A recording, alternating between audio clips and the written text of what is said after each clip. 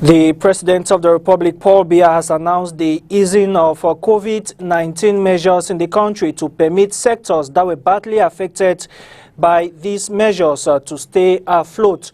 This is contained in a declaration read today by the Prime Minister, head of government, in which support mechanisms have also been outlined. Top on it is the disbursement of 25 billion francs CFA to aid the private sector stay afloat during this period of the global health crisis. And also in this newscast, we tell you how the Cameroon People's Democratic Movement, the CPDM, is set to receive a prodigal son. Jean-Jacques Ekindi has announced that he is dropping the party he formed, the Progressive Movement for the CPDM, a party which he joined back in 1985. We shall be having the motivation behind that decision in this newscast. Those are top stories. Good evening and thanks for joining us. You're watching the Primetime Newscast on STV. Just as we told you in the headlines, the President of the Republic, Paul Biya, has eased COVID-19 measures in the country to permit sectors that were badly affected to stay afloat. Support mechanisms have also been given to the private sector to ensure that they continue producing wealth despite the COVID-19 threat. This follows findings by government as well as the private sector on the damaging impact of the coronavirus on the economic tissue of the country. Let's have an excerpt of the Prime Minister, head of government, Chief Dr. Joseph Diongute, who read some of the measures on state radio. The opening after 6 p.m. of bars, restaurants and leisure facilities with the obligation for customers and users to respect barrier measures, in particular the wearing of protective masks and social distancing. 2. The lifting of the measure reducing the mandatory number of passengers in all public transport by bus and taxi. The wearing of masks remains compulsory and overloading is prohibited. 3. The suspension for the second quarter of 2020 of general accounting audits except in cases of suspected tax evasion. 4.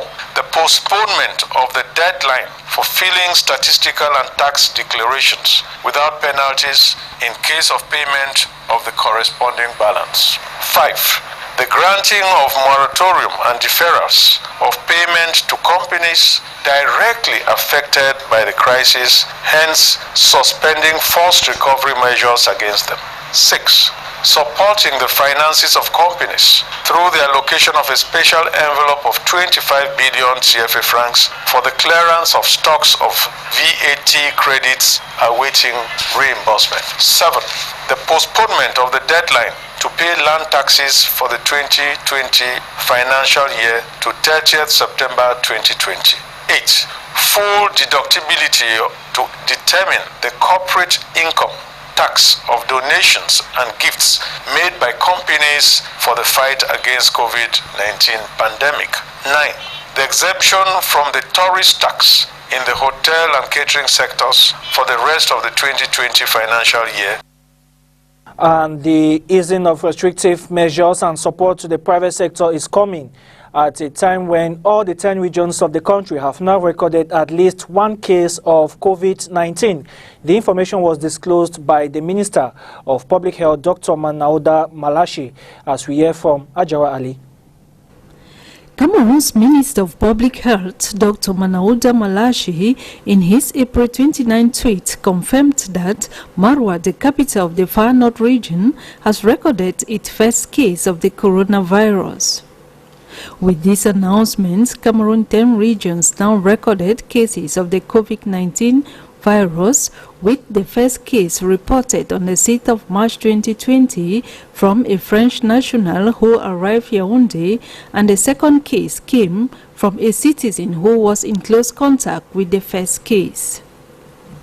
Since then, the cases keep galloping, with Douala in the littoral region, Bafoussam, Limbe, Bertoua, Gaoundoury, Bamenda and Marwa now in the Far North region draws the total balance sheet in the national territory as of the time of this report count a total of 1,832 confirmed cases.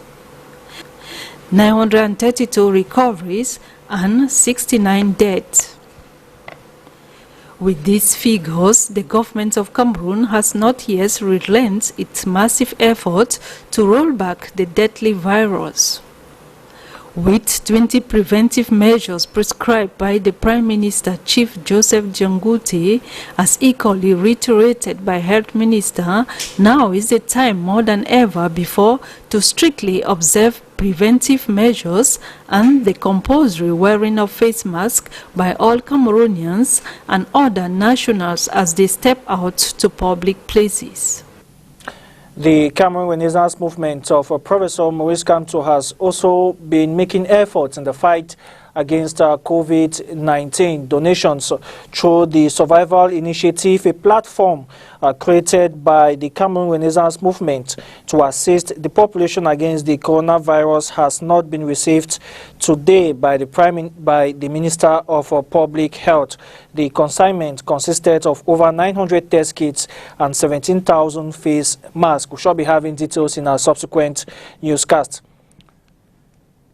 The 6th Detachment of the Rapid Intervention Battalion, the B, in Ekombe village has given out hygiene kits to the population of 4 villages in Bonge subdivision, Meme division of the Southwest region to enable them combat COVID-19. In an area badly affected by the separatist conflict, the Defense Forces has urged the population to maintain peace while fighting the pandemic. Details with Ladonet Oni. The Rapid Intervention Battalion have distributed some COVID-19 preventive kits like buckets with faucet, cartons of soap, disinfectants and face masks to over 4 villages in the Bonge subdivision. That is Nake Bokoko, Kombone Town, Kombone Mission, Ekombe Bonji, Southwest region of Cameroon. It is evident that the military has to join the same fight to come to support the population. That's why we came with some items to help them follow the instructions that have been given by the government in order to prevent themselves from letting the coronavirus enter the village. That's why you see we came with buckets, with soap, with javels, and with facial masks so that they can be protecting themselves on a daily basis. We made everything today in this event to respect the social distances. The event took place in strict compliance to government distancing measure, with members of committee urging the population to make good use of this item. Great and good use of these items. I don't want to have to come here to carry, to quarantine or to carry some patients or some people who contracted coronavirus. To try to help us to fight against the disease in Bonge. Considering the tension that exists in this region, these acts of benevolence serve as the bridge in building up the confidence of the population towards the forces of law and order. You have accepted to host part of those who came here to protect the population. They are here on your land. They are living with you people. They are enjoying the place with you people. I don't think they are affected again by the corona. We don't thank the government and the military where they really give you this assistance for your village. In fact, we'll be very happy. All this was done in the presence of the divisional officer from Bonge, William Otto II, and the mayor of the Bonge municipality, Chief Daniel Malta Mukambe. Before the corona, so she don't have started 1111. Now 1 point that means we keep ourselves more than 1 meter away from each other. Members of the press have been schooled today on how to better communicate messages that will trigger positive change in the fight against the coronavirus. This was at a forum in Douala today, piloted by the Ministry of Public Health as well as the World Health Organization. Details in this report. It is popularly said that everything we hear is an opinion, not a fact. Everything we see is a perspective and not the truth. It has become necessary that men and women of the press in Cameroon be educated on the deadly coronavirus in a bid to dish out facts and not fiction. To be honest to give exactly the right information coming from the Ministry of Public Health. If you are infected, don't be afraid, don't be ashamed to call the toll-free number or to go to the nearest health facility. So that is a main message that journalists have to spread to sensitize the population. To not be afraid, to don't be ashamed if you are infected. To this effect, they have been trained by experts from the Ministry of Public Health and the World Health Organization tailored to the coverage of this pandemic. We have a meeting. We have a meeting and we give them most information about, and we think that they are going to use it better to inform the public. They were also urged to be transparent reporters while coordinating public communication and, most importantly, applying the principles of communication given by the World Health Organization in an era of a pandemic like the COVID-19. The compulsory wearing of a face mask has affected the beauty industry as many people have opted to go makeup free due to the COVID-19 pandemic. Katrin Kone spoke to an expert in the sector who assesses the impact of COVID-19 on the beauty sector. The glory days of beauty and makeup parlors have gone sour as clients have to substitute face masks for makeup. Dealing with makeup and putting on face mask now is really difficult because face mask generates heat and the heat does not go with makeup. So for now, we literally don't wear makeup, or we wear a no makeup. So that's what happens now. To her, the beauty industry has lost its value as the sales and bookings of clients for makeup has declined. Coronavirus has affected my business a lot. So there is no longer flow of income. So people who book for wedding, they have cancelled. There are no longer ceremonies, no going out, self-confinement, and so many other things that are making the business to be slow because nobody will want to come and do makeup. A face mask that is going to make the makeup to melt.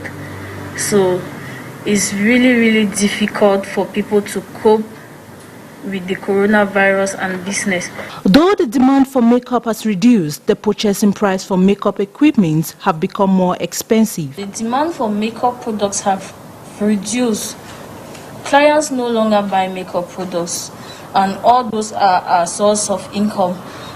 The prices of makeup products have inflated. These are 2 times initial price, so it makes business to be difficult, and I think it's better to be confined in the house than coming to the shop and ending up selling nothing. As the compulsory wearing of face masks still stands as spelled out by the government, the beauty sector continues to suffer the severe effect due to the global pandemic. From COVID-19, Defo Chonkam Justin is the new board chairperson of the Telecommunications Regulatory Agency of Cameroon. Her appointment is contained in the presidential decree released today by the head of state President Paul Biya. Another decree has named Robert Bapo-Lipport, one of the Secretary Generals of the UPC, as board member of the National Debt Recovery Fund. After 29 years in the opposition, Jean-Jacques Ekindi has resigned from his party, making a U-turn back to the Cameroon People's Democratic Movement, which he joined in 1985. The founder and president of the Progressive Movement released the bombshell at a press conference today in Douala. Josephine Binzi took interest in the motivation behind the return of the prodigal son to Cameroon's ruling party. Her report. 29 years later, one of Cameroon's strongest federalists, Jean-Jacques Ekindi, has announced today in a press briefing of his intentions to return to the Cameroon's People Democratic Movement, where he was president in the Vouri subdivision in 1991, even after several disloyal traits in the party. And after so many experiences, I decided today that I'll give my dismissal. I'll dismiss from the Progressive Movement and I'll join CPDM. I give you, please stay outside and continue arguing, discussing, while we know more or less that this arguing and these discussions have no real importance on the decisions to be taken for our country, or we try to go where the decision is made. Few days after he lambasted government efforts and strategies on the COVID-19 pandemic, as well as the Anglophone crisis, Emeritus President of the Progressive Movement Party admits his readmission will not be a smooth journey. In many occasions that when you are ruling a country, the most important is not what people are telling on you. The most important is to find solutions you have to find for the population. And you. The most important is to find solutions you have to find for the population. And when you look for solutions, you better hear everybody who is able to bring you some pieces of solutions. But in our country, they are not willing to hear the people who are in opposition. They consider that this is polemics and it's useless. I believe that going inside CPDM, what I'll be saying will be taken in consideration as part of solutions we are looking for. After recording many failures during his time as founder and coordinator of the Progressive Movement Party, his announcement has sent shock waves across the nation. What is the future of a home constructed and left on others to maintain? Answers in the future. We shall be keeping a close eye on that. Workers the world over will tomorrow observe the International Labour Day, but it will be a bitter experience for staff representatives of the Cameroon National Drug Control and Valuation Laboratory, LANACOM, who have staged a peaceful protest today at the precincts of the Ministry of Public Health in Yaoundé. The disgruntled workers are demanding 4 months of unpaid salaries, as we hear from Emmanuel Kejingsi. Enough is enough. We want our 4 months unpaid salaries. This has been the scenario this morning, April 30th, in front of Cameroon's Ministry of Public Health. With placards, this group comprising staff of the National Drug Control and Valuation Laboratory, better known in its French acronym as LANACOM, have rallied for a common goal. The staff is out because we are reclaiming 4 months of salaries. Since the month of January, we haven't received our salaries. So we started the strike on Monday at our direction, and today we came here at the ministry. We are not moving from here until we are going to have a positive response from the ministry or the government. Their humble appeal began in March. By then, they had tabled their grievances to the regional delegation of public health. Fully convinced after deliberations of the meeting, they suspended strike for 10 days in hope their demands would have been addressed on April 24th. We started this action since March with our director. She didn't respond. Now we went to the delegation. We had to, the negotiations were currently going on till the 24th of April. So on the 27th now we took the actions to go out. At last, the Minister of Public Health delegated his communication unit to hear their worries, after which a date to resolve the crisis in a meeting that will bring together the Minister, LANACOM's General Manager and the staff shall be communicated. LANACOM is a public administrative institution placed under the technical supervision of Cameroon's Ministry of Public Health. Among other things, it is charged with controlling the quality of imported and locally fabricated medicines. Some workers in the economic capital, Douala, say that they are disappointed with what will be the celebration of the International Labour Day this year.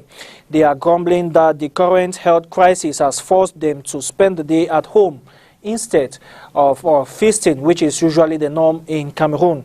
Ladonette Oni, however, tells us that other workers plan to use the day to raise awareness on the dangers of the pandemic. I report. The ongoing coronavirus pandemic has spoiled things for many workers in the city of Douala as they intend spending their Labour Day celebrations indoors. I will stay at home and rest. That's all I can do on that day. Je risque I will spend the time like every other person, and with this presidential decree, I don't know. I will stay at home. I will reflect on how to start a new working day on Monday. A situation that has never existed in some enterprises. They usually organize something, but nothing was planned this year. They distributed t-shirts and that's all. The coronavirus brought in some setbacks, so nothing seems to go right. With just few hours left, some are still positive as they await final decisions from their bosses. Since it was cancelled by the government, we are still waiting on our bosses. Others, on their part, have decided to use this as an opportunity to sensitize the population of the existing pandemic. For this 1st May, as a hairdresser, I will spend my time sensitizing people when they come to me. I think that's all.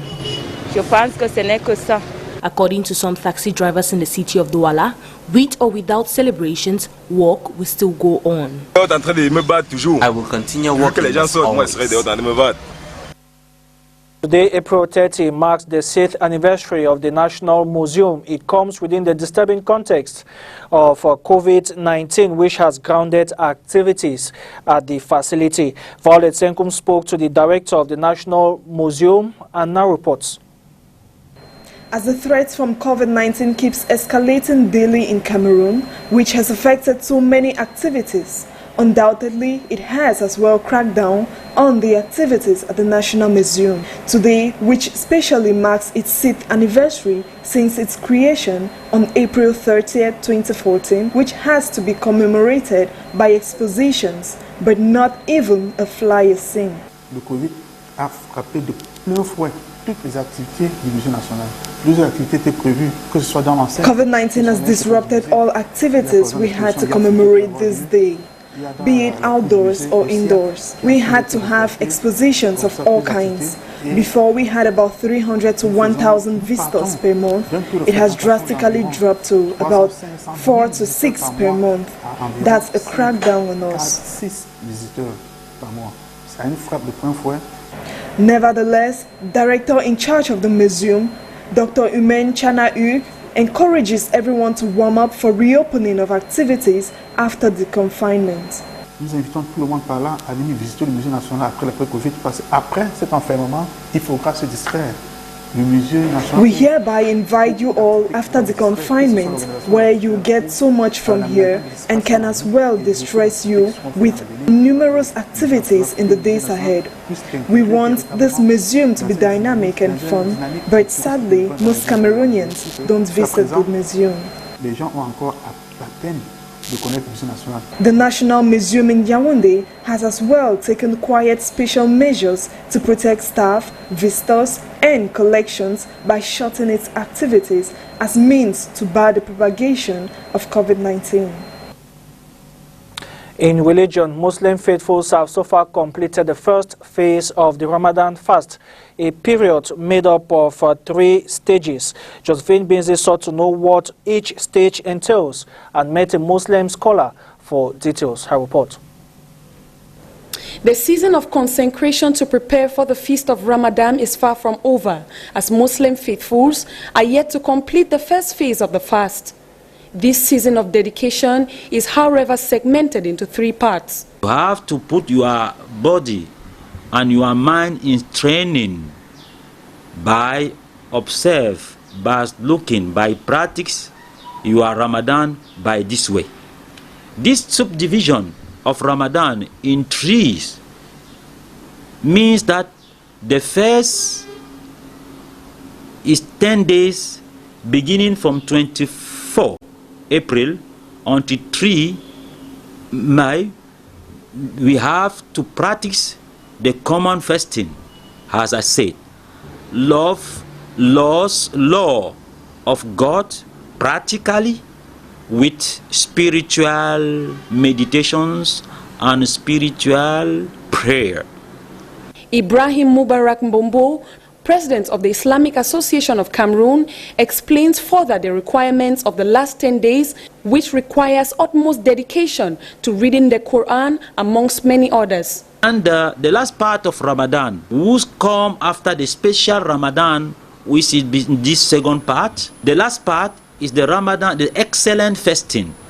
The excellent fasting, that means you should be ready to, when it's possible, to spend the night in the mosque, sleeping in the mosque, only to pray, read the Quran, and in the daytime be in fasting. It means that to training our spirit body by praying God to be very near to Him and to get all benediction in the Ramadan's months. Considered as one of the 5 pillars of the Islamic religion, it is therefore legitimate for total sanctification this season, as Muslims believe is one of the ways to discipline the body to shun societal malpractices. Of the country, U.S. President Donald Trump says that he is not happy with China and has asked U.S. intelligence agencies to investigate the origins of COVID-19 in Wuhan, China. More with the VOA. Asked about the investigation he has commissioned into China and the World Health Organization, President Donald Trump says he is not happy with Beijing's response when the coronavirus first broke out in Wuhan. This is all transpiring just as President Trump faces criticism by opponents of his own handling of the coronavirus crisis heading into a re-election campaign. Could have stopped that at the source. They didn't have to let airplanes fly out and loads of people come out. For their part, Chinese leaders say they want to be transparent and to partner with the United States to fight the deadly virus. But Secretary of State Mike Pompeo says the Chinese Communist Party is still withholding information and denying access to its labs. Look, we still haven't gained access. The world hasn't gained access to the WIV, the Virology Institute there. We don't know precisely where this virus originated from.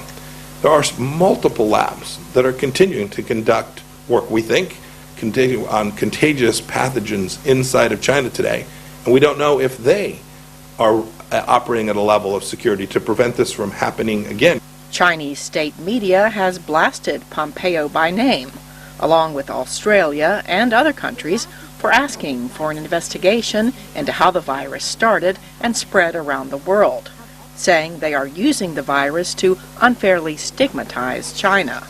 Who in the world wouldn't want an investigation of how this happened to the world? Asked about demands from some that China pay a price for the tens of thousands of coronavirus deaths and the global economic impact, Pompeo said there will be ample time to figure that out later. Cindy Sain, VOA News.